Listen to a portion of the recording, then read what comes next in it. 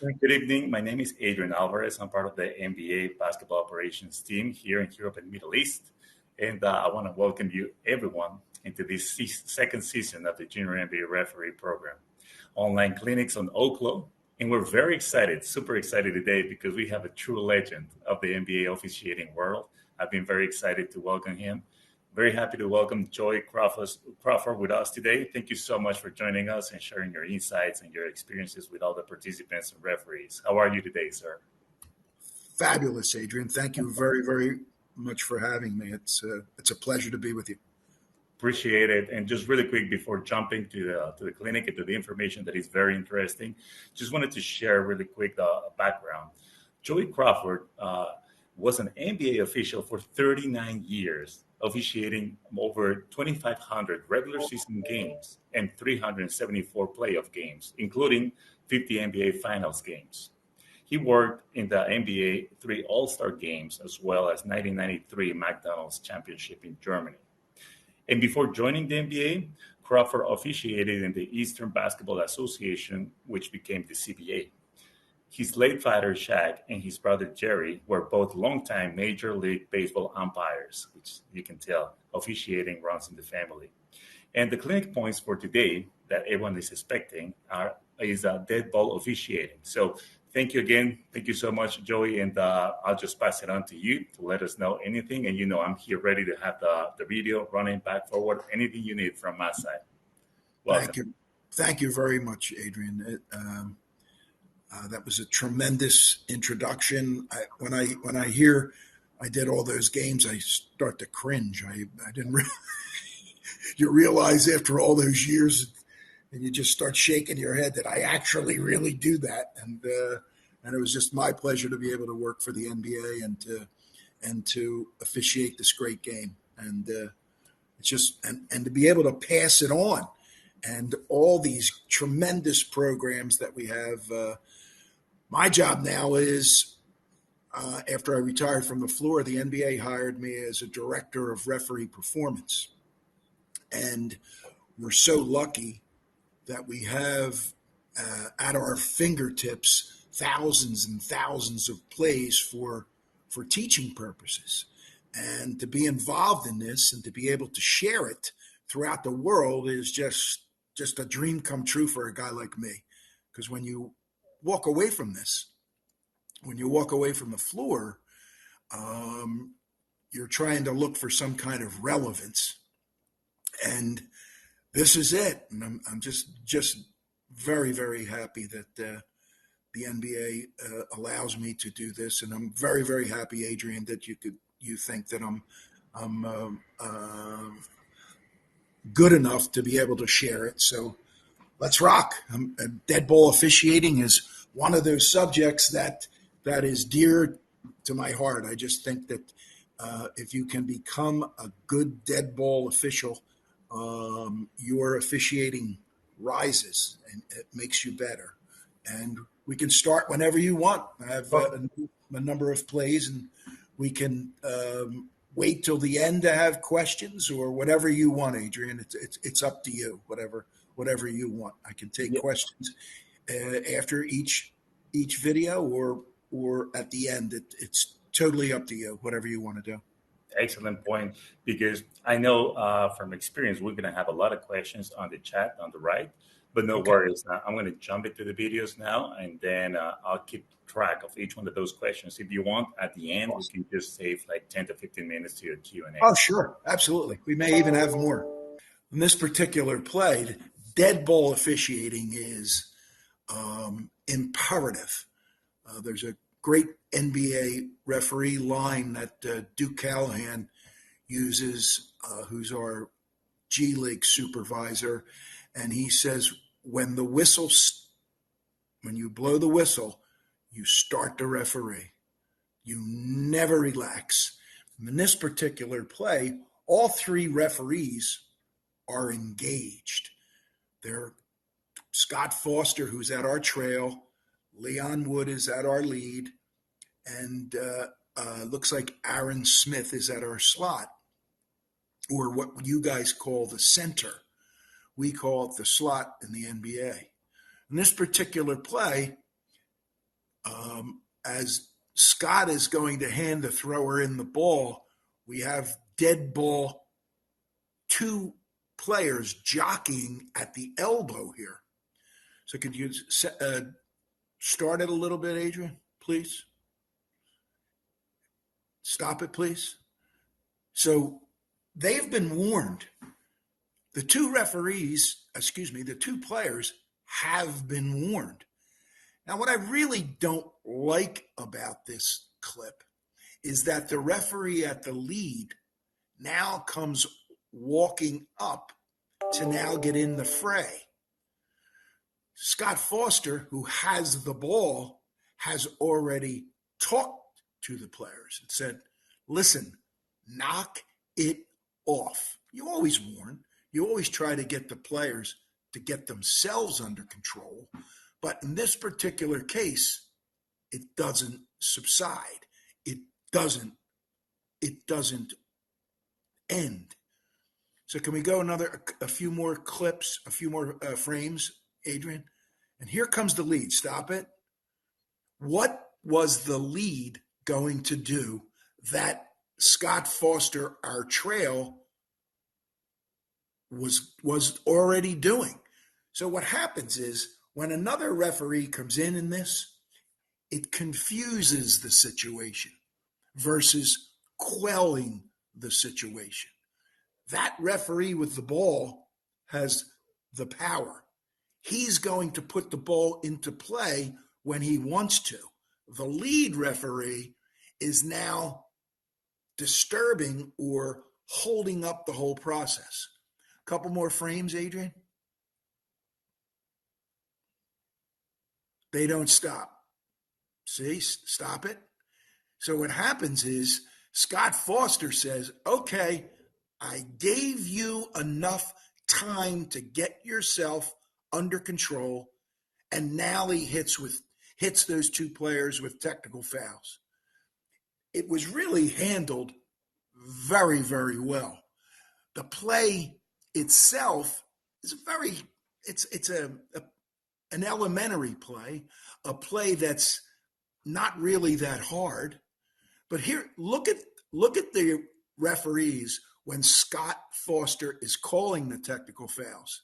Scott now turns his back to the players to report the two technical fouls to the table, and now we still have dead ball officiating from the lead and from the slot or the center.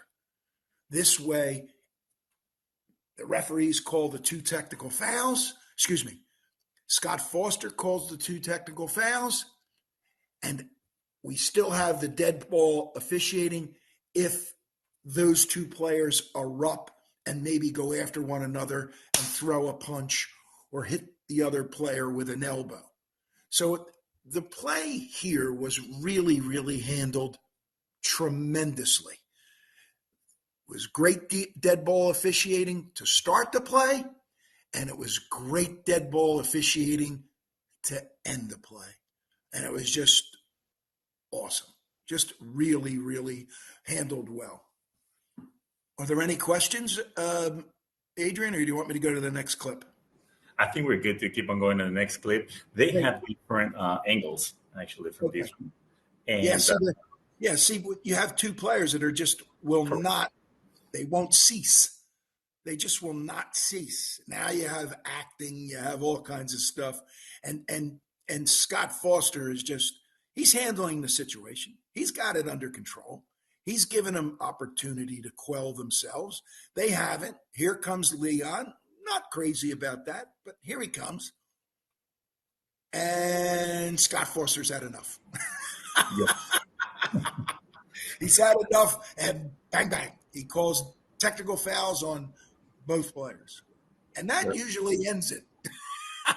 That usually just puts an end to the play, because if they get another one, they're ejected and they're out of the game. And that's the beauty of that dead ball officiating. That was control. That was running the game. That's what good NBA referees do. That was it. That was a very, very good clip. A very good clip. Thank you. Oh, Thanks. And here comes another one. And I think a few questions will come up, but I'll keep All right. track of those. And at the end, we can Yeah, address them. no problem. This is a great play. Let it run, please. Thank you.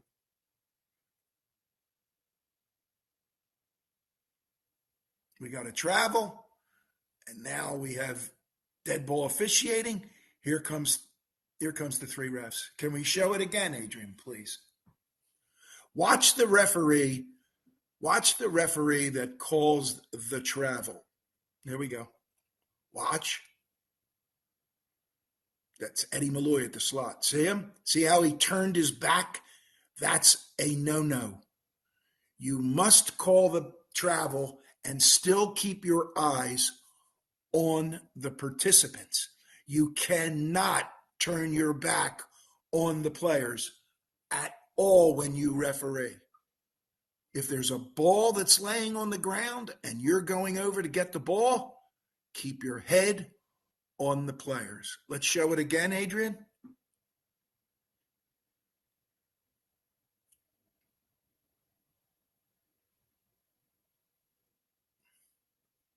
Can we stop it right here? There you go. Now look at the two referees that did not call the travel. As the travel is called, we must get into dead ball officiating mode. It must automatically go into dead ball officiating mode. Do not assume that your partners are looking at the players. You must do your job, and that's to keep the players in your sights. It is very important, very important. As you can see, go a few frames, Adrian. Players now taunting the other player. The other player comes back at him. Stop it, please. All three referees have done their job. The referee that called the travel, there's a tiny hiccup.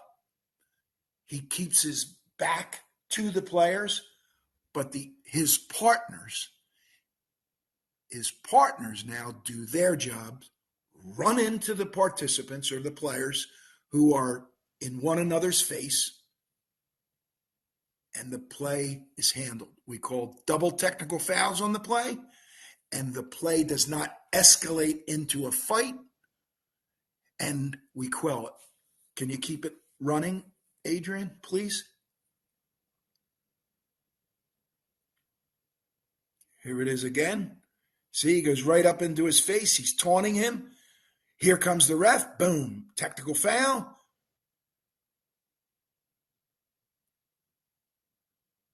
Just really well done. Really well done. Really well done by the refs. They get in between them. They move the one out of the way. The other one goes to his bench, and technical fouls are called. And there will be no shots on this simply because each technical foul in an NBA game offsets. If it's on one team and then another, then it's offsets, and we do not shoot the free throws. That's right. And I see one question that is interesting, sir, on the chat. It says from referee Arundati, all three must keep their eye on the player even after the foul is called. Yes. The greatest thing about this is that, and it's a great question, by the way, if the referee calls a foul, he must keep his head and on the players until his two partners come to his rescue. As soon as the two referees now come and have the participants and view the participants, excuse me, that's probably a better word. They get their eyes on the players and the participants. Now the referee can give the signals to the table. But if the referee calls the foul, he stays with the players, his partners, his fellow referees. As soon as they get their eyes on the players, the referee now can call the play at the table? That's a terrific question. That's the importance, and that's a huge part of officiating. Never, ever, ever turn your back on players. Keep them in your sights. Know where they are. Do not assume that your partners are going to be looking at the players. Huge thing. Do not assume that they are looking. You do your job, they will do their job. And in most cases, the night will go smooth if you have good dead ball officiating. Very good question. Thank you. Great. Thank you. I'll move to the next one. Please.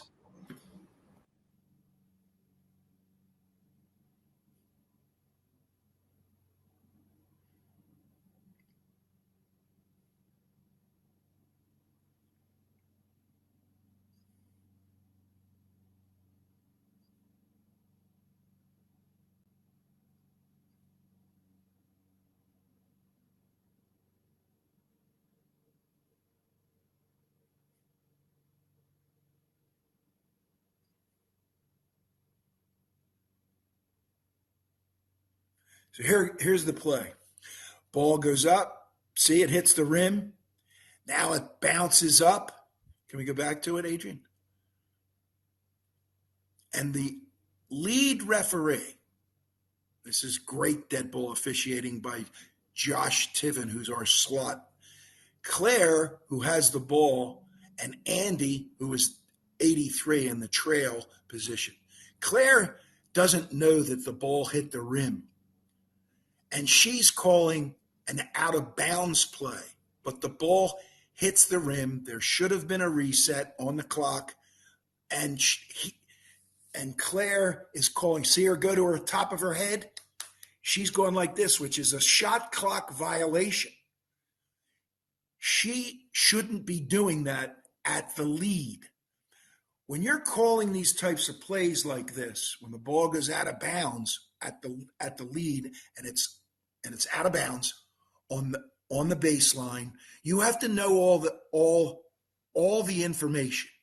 So what Claire should have done was hit her whistle when the ball was dead, when it went out of bounds or it hit the back of the backboard, and just looked at her partner and went, did the ball hit the rim?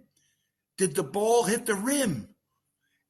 Or Josh Tiven, who is the slot or center on this play, could hit his whistle a couple times, beep, beep, beep, beep, beep, beep, beep. And what happens is Claire now knows at the lead that there's a problem.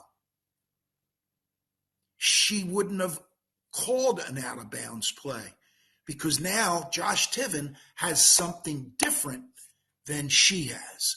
This is a fabulous play. It's dead ball officiating at its best. It's communicating as NBA refs. Where did we have the hiccup? The hiccup we had, or the mistake that we had, was Claire not asking for help on the play when the ball became dead, and Josh Tiven at the slot should have kept hitting his whistle, just kept tweeting it, so he had Claire's attention at the lead. This is a great play. Can we show it again, please, Adrian? This is the importance of communicating and dead ball officiating. Both referees have to be able to communicate a little better. See her point to the back of the backboard? She's got a shot clock violation, it is not a shot clock violation. And now you're going to see Josh Tiven, watch him go like this with his finger. He'll say to the table, it tipped the backboard. It tipped the rim.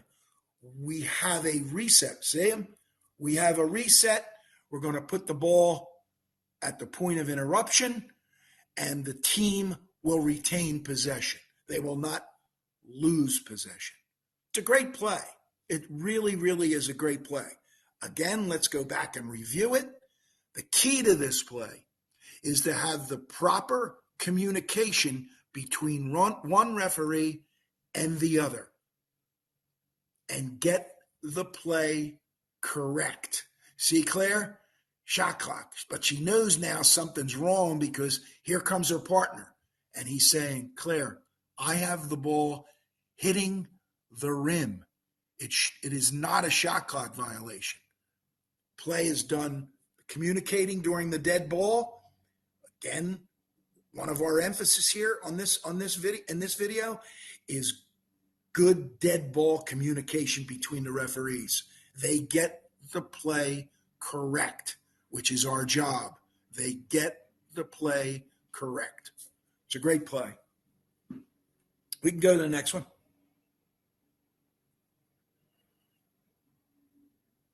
All right, in the NBA, see how the free throw shooter came beyond the three-point line? That is called delay of game. So the dead ball is here, Sam. Watch 13 go beyond the three-point line. See Trey Maddox, number 23? He calls the violation. Can we go back to it, Adrian? Again, you're still refereeing. It doesn't matter whether it's a free throw. It does not matter. You're still refereeing the basketball game. You do not stop refereeing just because it's not live play. You have to be able to still referee, apply the rules, and communicate them to the participants. Can we go back to it again, please, Adrian? Watch 13 go beyond the three-point line. That's a delay of game. Stop it, please, Adrian. The reason that this rule was put into place was because to speed the basketball game up. We had too many players just going around clapping everybody here, high five there, high five that. So they put this rule into place. Anytime the free throw shooter goes beyond the three-point line, delay of game, warning. Next delay of game, technical foul. So Trey Maddox has the ball in his hand. He sees that he does it, and he calls delay of game against blue. He didn't stop refereeing. He's still refereeing the game and running the game. It's a great job by Trey Maddox. He's refereeing the game, dead ball officiating, running the game. That's your job. That's why you get paid. You get paid to run the game and apply the rules.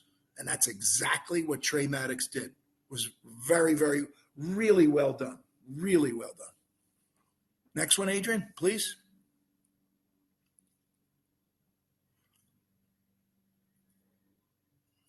Now watch the referee coming through the screen here, coming over towards us.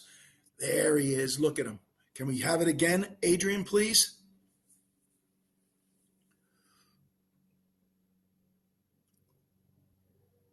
Watch Brandon Adair. He's coming across. He's coming to the slot. He's coming from trail to slot on the foul. Did you do it again, Adrian, please? Now watch his head.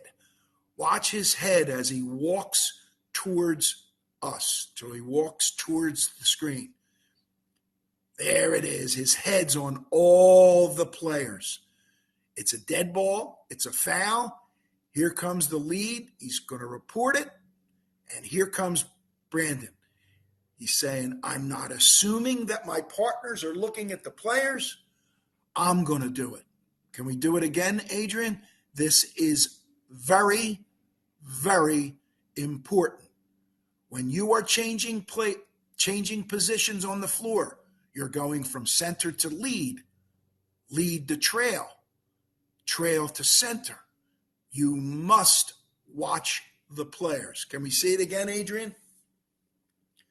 What a lot of referees like to do is they just walk from the trail where here comes Braden. Stop it, Braden. There you go. Look at him. He's right on the players. He's got them all in the corner of his eye. He's walking towards the slot. He's not looking at where he's walking. He's looking at the players. A lot of we send these kinds of plays to the NBA referees all year long. These are all reminders when we send them to the referees. You must keep your head on the players. So what happens a lot of times is you get tired, and now you get lazy, and now you start walking, and you're losing focus. You're losing concentration. You have to keep your concentration the entire length of the basketball game. That's why dead ball officiating is very, very important. This is a great, great play. Thank you. Next one.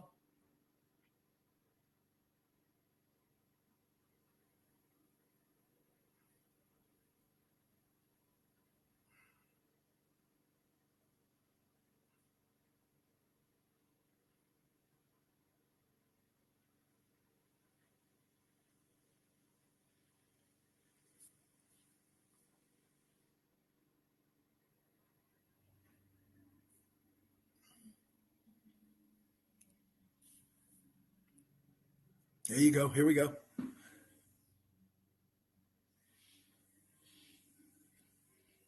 Stop it. Thank you.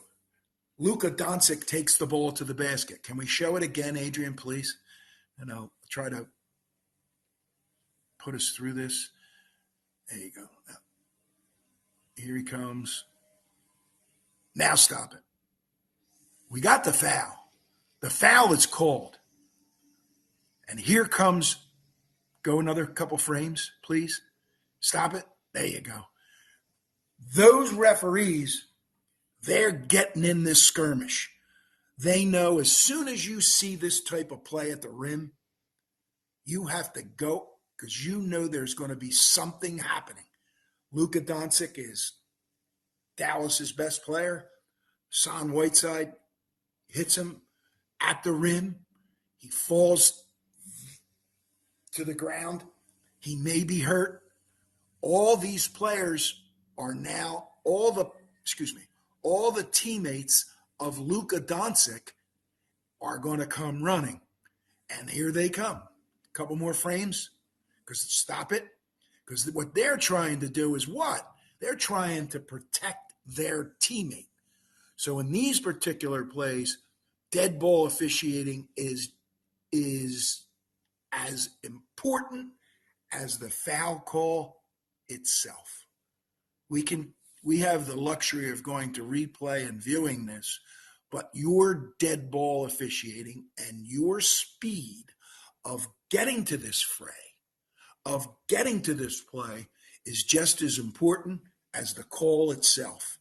Because if you can get in there, look at Jason Goebel, the first referee there, the bald-headed guy. Look at him. He's got Whiteside. He's trying to keep other players from trying to get to him. We have Tony Brothers doing a great job of standing, looking at the fray, seeing if somebody else is going to do something, throw a punch, throw an elbow, kick another player. We have the other referee, James Capers, doing a terrific job of getting in the fray, getting players out of the way. Now what happens is that, the police and the assistant coaches all get there and they get this play under control. This was really, really well done. A hard situation, a very, very difficult situation, and this is a playoff game. So that added another fray to it, another piece to it. Excuse me. It added another piece to it, but it's these guys did a pretty good job. They really did. But again, you can see the importance of dead ball officiating. Next one, please.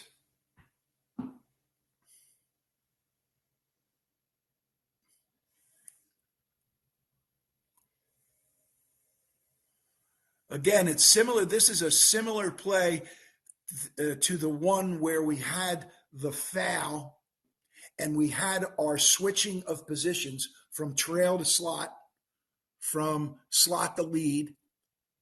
This is the same thing. Watch the referees during the timeout. Key. Watch them. They're looking at the players. See, once the players clear, it's a danger zone. Once you call a timeout and one bench is here and the other bench is here, now the players have to come across one another. And a lot of times in past games that I have had, that dead ball officiating is so important now, because right here you have players crossing one another. There could have been a play 2 minutes before that where somebody didn't like something and they'll elbow a player. They'll start screaming at one another as they're crossing, which is a taunt in our league, where we may have to call a technical foul. Very, very important. Timeout. Concentration goes up. Ball is dead. Concentration goes up. Always get to the players, especially if they're crossing, especially when they're crossing. And just keep your head on them. Do not assume that your partner is doing what you're doing. You do your job. Hopefully the referee is doing there. The line is ball is dead. Concentration goes up. It's very, very, very, very important. It's an NBA mantra that NBA referees use. Ball is dead. Concentration goes up. Very good. Next one, please.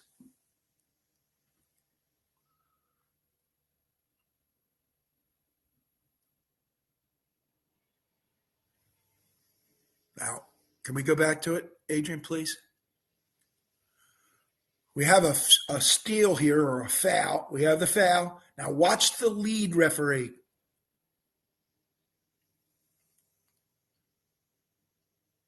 Keep going. Delay of game, he called, because the player got the ball and threw the ball up the floor. He might have been angry at the foul that was called. He was angry at something. The referee that's going from center or slot to lead does not see that the ball is thrown ahead. But the referee can we do it again, Adrian, please? But the referee, Biniam, Maru, is at the lead. Dead ball, look at it. His concentration goes up. Concentration is up. Concentration is up. Concentration is up. Dead ball, there it is. Delay of game, blue. Delay of game, blue. Can we do it again, Adrian? Now watch the lead referee during the dead ball. Concentration on the player. Concentration, concentration, concentration. Delay of game, blue. Awesome. Very, very good refereeing by Biniam. He's one of our G League referees. Does a good job. Very good. Next one, please.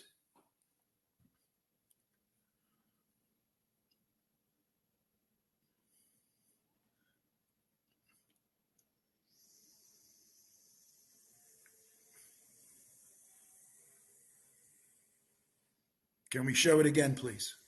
You're going to see the foul, and then you're going to see Patrick Beverly hit him in the head. Foul, head.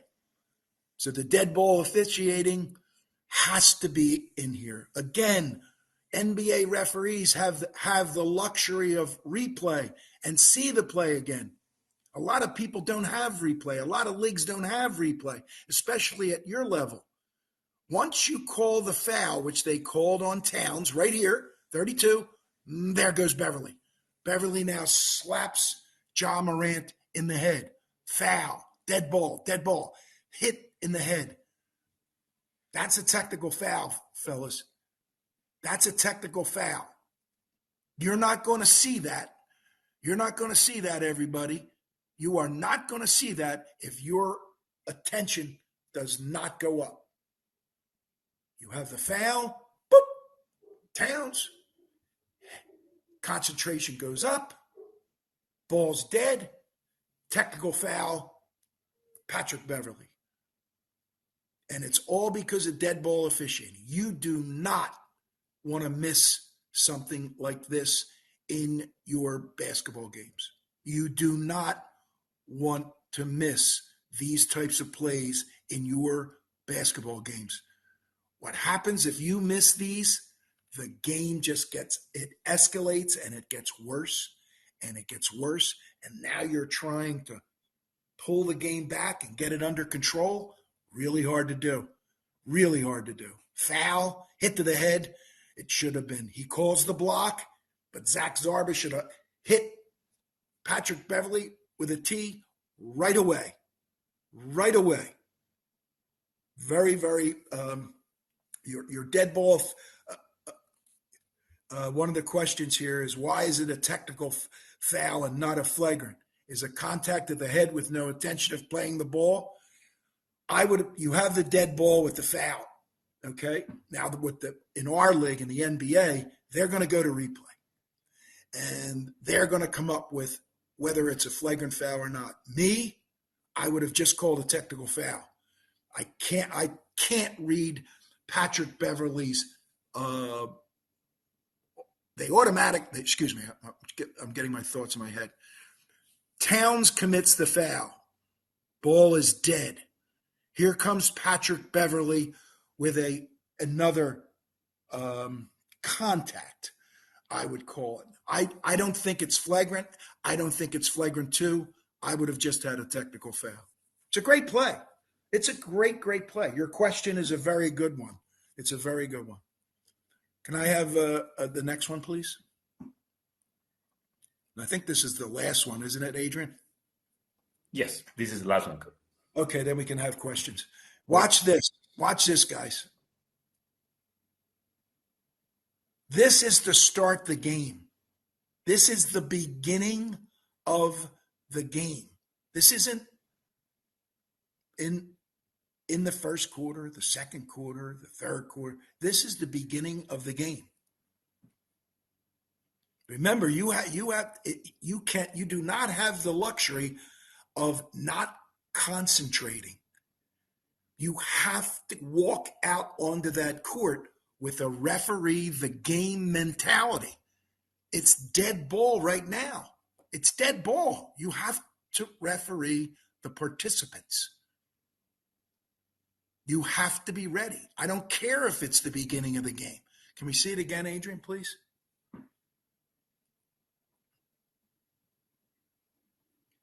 Here comes Patrick Beverly. Here he comes.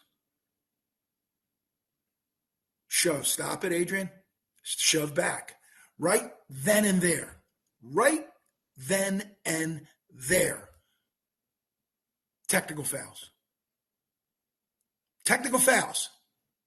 You have to stop the escalation of this play. Now watch what happens. Keep going, Adrian.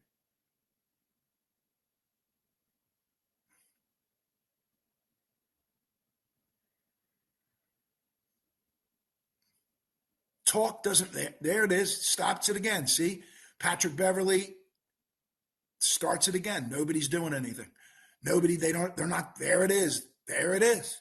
Now here comes Tony Brothers, double T's. It's not going to end now. It's not going to end. I've never seen I've never seen a game start like this. This is awesome. This is great. You got double T's and you have a delay of game on both teams just to start the game. It's fabulous. It's awesome. Okay, what would I have done differently? What I would have done differently is I would have, as soon as he pushed him the first time and he came back at him, I would have called double T's, because obviously, this isn't going to end. It's not going to end until you, the referee, do your job, run the game. That's your job. Run the game. This is dead ball officiating at its finest. Run the game. Just run it. That's your job. Awesome. We got time, Adrian? Yes, we still have time. Okay, great. Wait, let me just bring it back. So James had a great question here. Yes. It says, was it a technical foul? Why is it a technical foul and not a flagrant? Is it a contact to the head with no intention of playing the ball? It's a great question too. Personally, I think I answered it before. I had the foul on Towns, and then what I would have done was I would have called a technical foul on I call it a technical foul on Patrick Beverly. Now let's reverse it.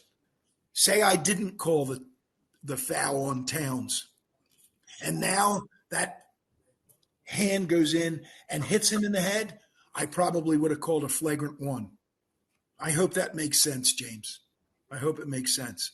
But either way, what I'm trying to get across to you is you must run the game. You must have good dead ball officiating.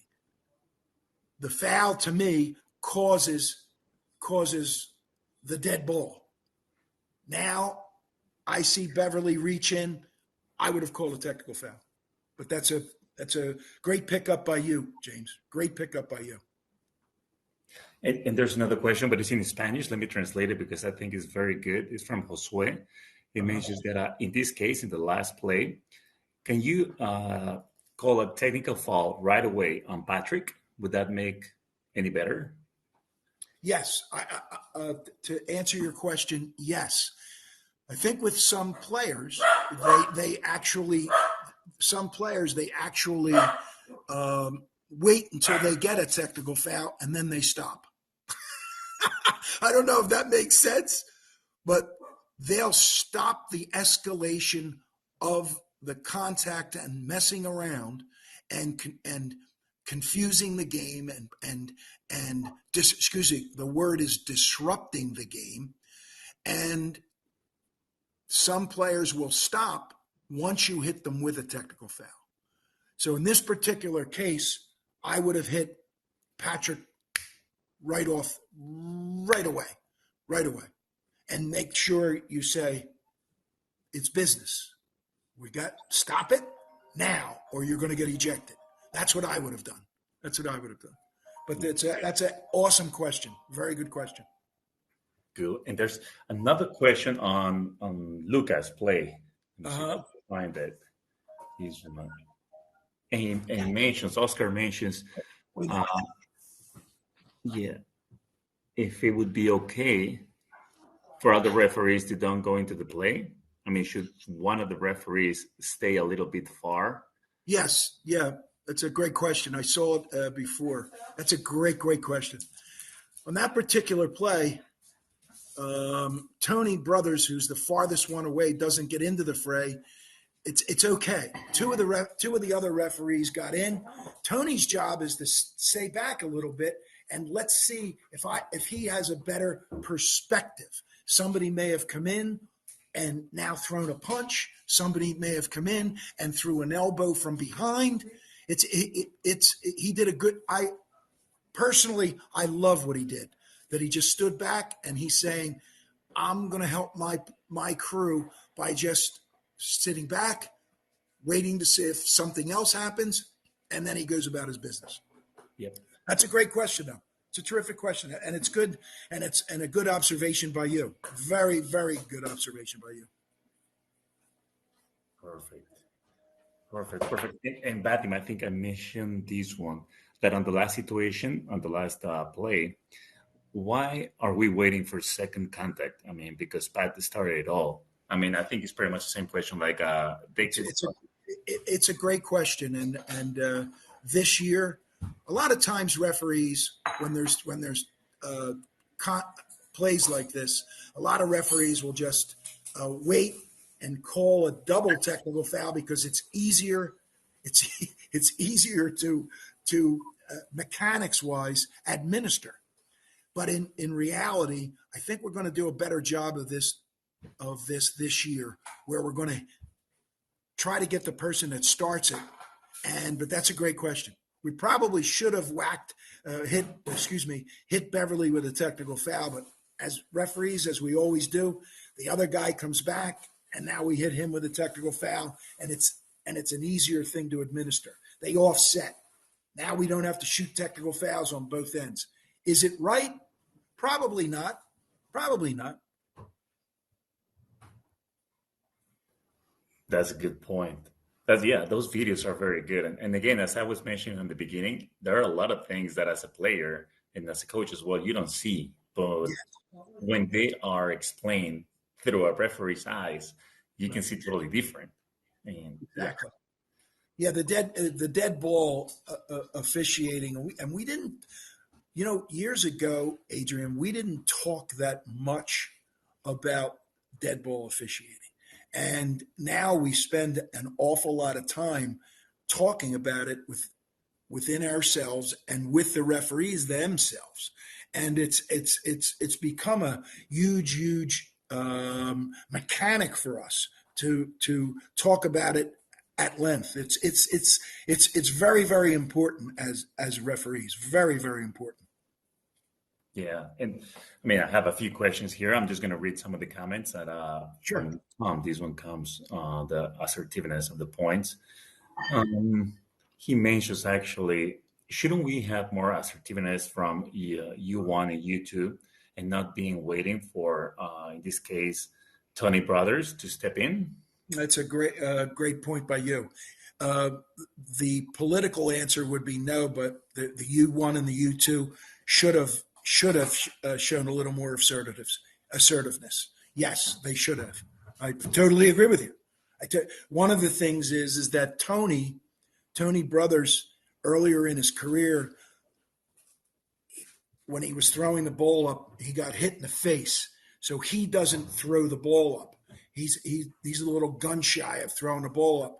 So the U1 or U2 is throwing the ball up, but they should have been. That's a fabulous observation. Yes, they should have been more assertive.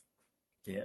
And to that point, I mean, those of us who have been close to the NBA players, you can tell they're huge. I mean, you don't Yes, understand their size until you're close. big and strong. Right. Super strong also. And Right. that is a good point or question from Vadim. In the situation with Luca, should the referees intervene between the players because it's very dangerous to them? Yeah, it's there's a balance there with that.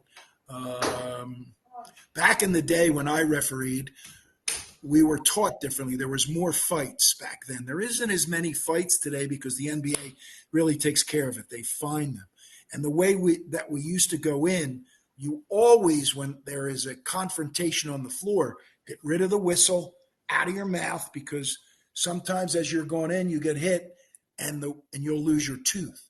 So what we were taught back in the day is to go into a fray with your back, not go in with your front. And there's a couple reasons there.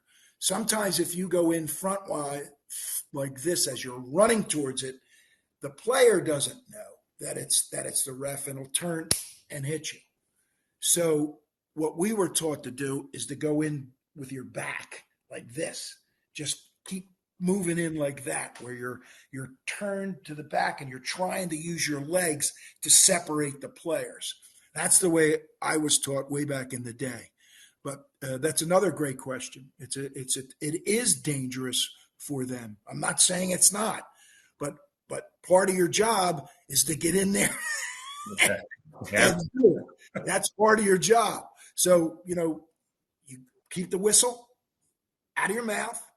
That's the first thing. And if you can go in back, and I used to just lower my head. Honestly, Adrian, I used to lower my head and just try to come in with my back or something protecting my face. So it was now you can look at my face. It didn't help because I got killed. But that's a great point because yeah, they're going to go at it. Oh no, they're going to go at it. They're going to go at it sometimes. It is a dangerous situation for them. Perfect. Thank you. Um, and also one of the questions that Io mentioned, but that was on the last play. I think he's referring to where they have the two technical fouls.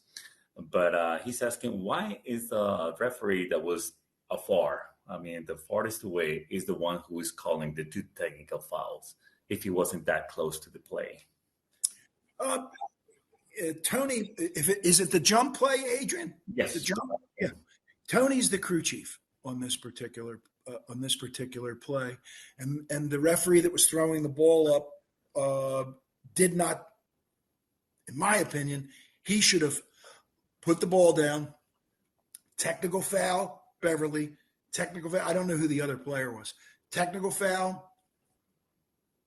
That's what I would have done if I had the ball. He elected not to do that. Jenna Schroeder, our other referee, was walking into it, trying to quell it. And if I was her, I would have called the technical foul if that was in a perfect world. But it didn't happen.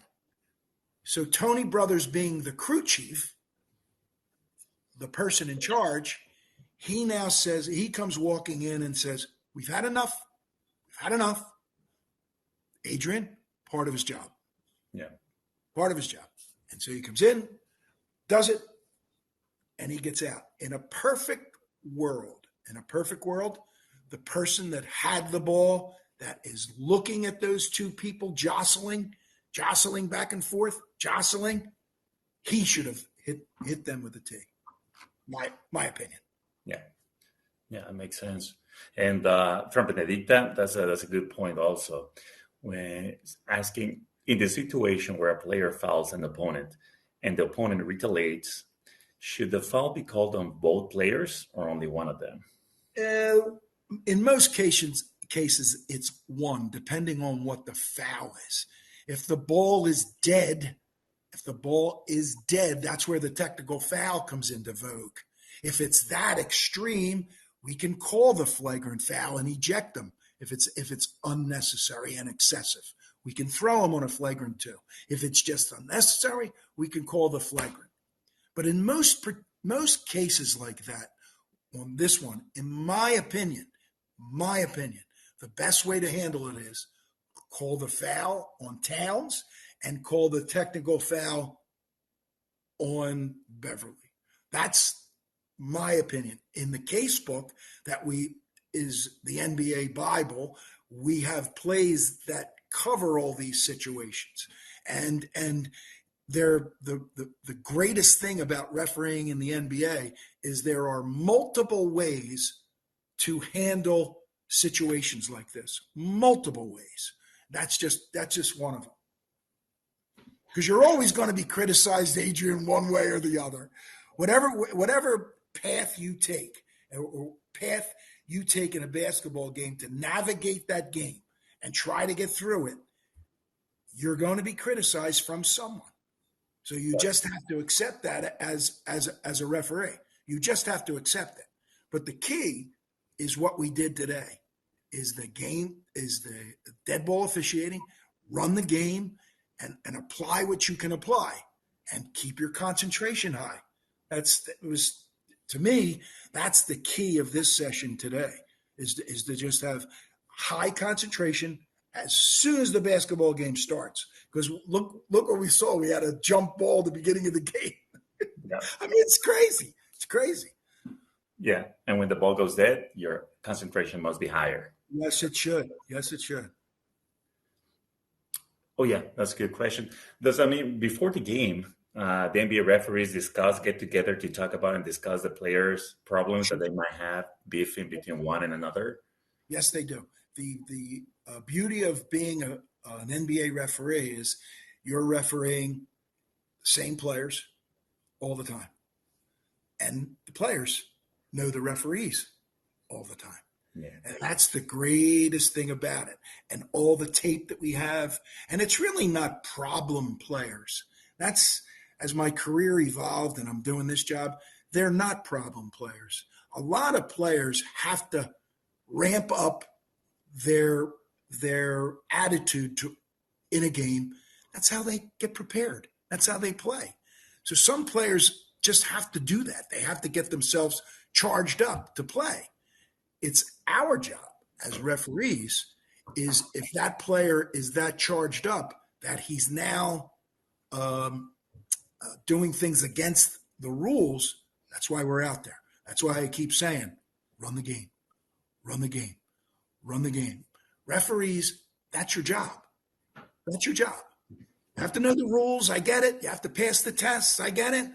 But your job is to run the game, because in most cases, the players and coaches, they are not running the game. They're trying to win the game. Yeah. The big difference. There's a huge difference. So, but that's a great question. It's a great question. Thank you.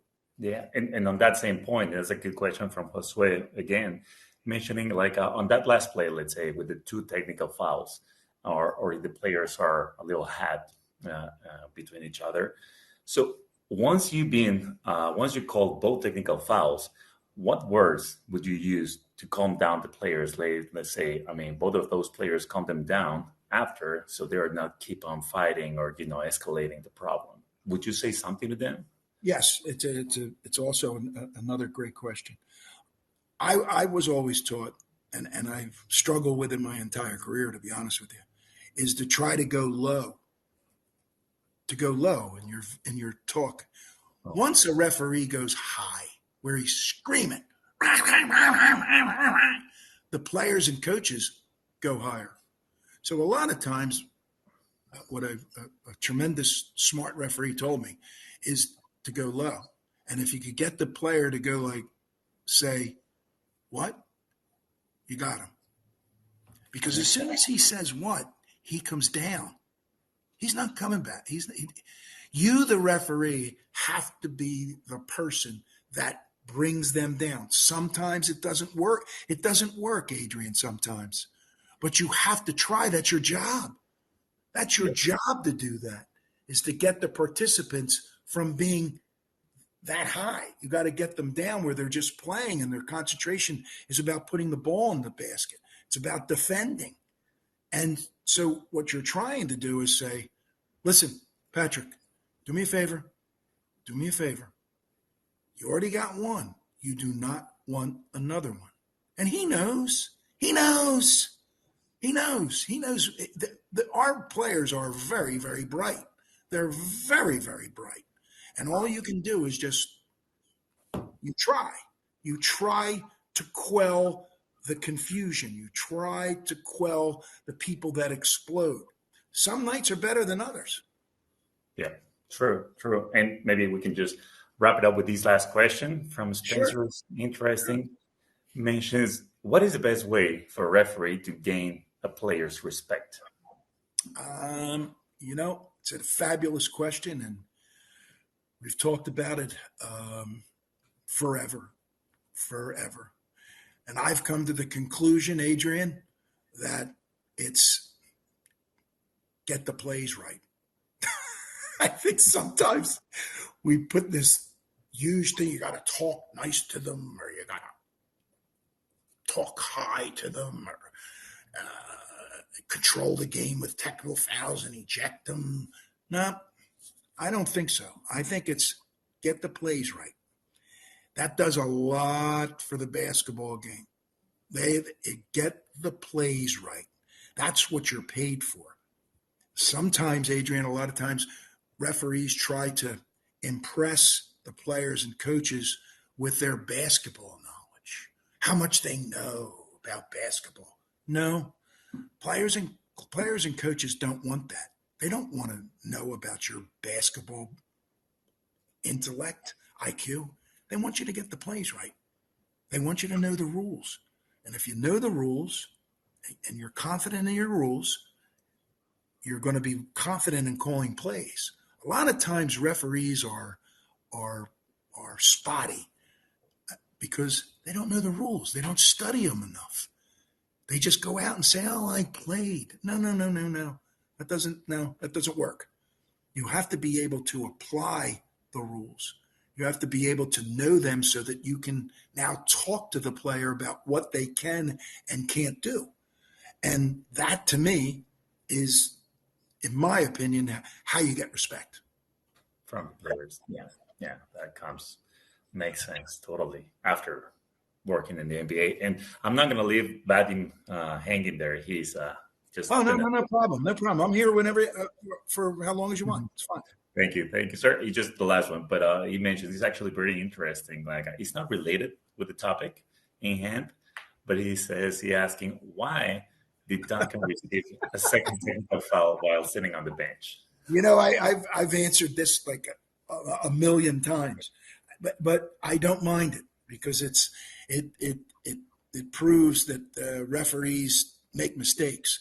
I made mistakes, and that was one of my biggest. I called that second technical foul because I was reading my press clippings. I thought I was bigger than I should have been, and I never should have called it. I've thought about it a million times, and I I should have went over to Popovich and said to him, you know, get him stop Duncan from laughing. But I shouldn't have did what I did. I made a mistake. The only way that I can explain it is that I thought that I was bigger than the game, and I found out that I wasn't. So, but it's just one of those things. It happened, and there we go. But it's a great question. It's a great question. Thank you. It shows that I have a little humility. Nice. He's part of the game, and I grew up watching you on TV, so it's an honor to be here. No, thank you. It's an honor to be on this. I thank you very, very much for having me, and it was awesome. Anytime you guys need me, just let us know. Appreciate it. And the referees keep on saying it in English and in Spanish as well. Thank you so much for sharing your experience with us. They're going to have it on OWQLO right there on demand. So they're going to be able to come in and watch the clinic at any time they want. But before I'll let you go, I just want to thank everyone for, joining us today. And mainly you, sir, for being here with us, talking basketball and sharing your knowledge.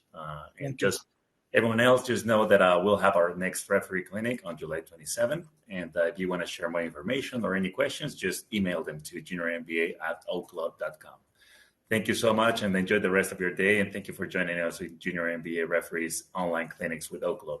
Sir, thank you so much, and hope to talk to you again very soon because I really enjoyed it. I hope so, Adrian. Thank you very, very much for having me. It was a pleasure. Thank you. Bye-bye. Thank you, everybody. Thank you.